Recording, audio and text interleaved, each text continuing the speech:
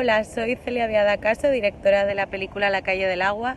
y grabo este vídeo para dar las gracias por muchos motivos. Primero al Festival de Cine de Gijón por seleccionar mi película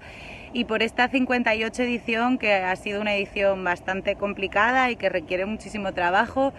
y por todas las películas que hemos podido ver a lo largo de la semana. Y luego pues dar las gracias a todos